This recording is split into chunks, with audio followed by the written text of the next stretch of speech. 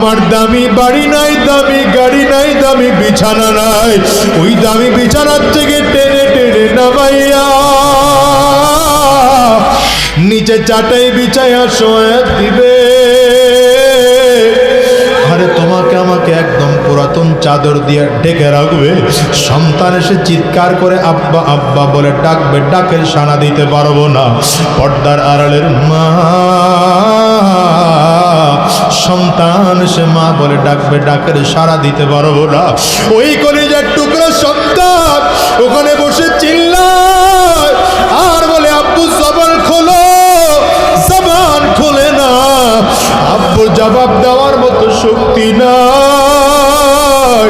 একদল লোক চলিয়া যাবে বাজার থেকে কাফনের কাপড় কিনে আনার জন্য, একদল লোক চলিয়া যাবে সাবান কিনে আনার জন্য, একদল লোক চলিয়া যাবে বাঁশ কিনে আনার জন্য। বাজার থেকে বাঁশ কাটিয়া আরে কাঁচা বাঁশগুলো দিয়া কবরের মধ্যে সুন্দর করে কবর খনন করিয়া তোমাকে আমাকে বাগানের কিনারা নিয়ে গোসল করায় 3টা কাপড় দিয়া প্যাকেট করবে।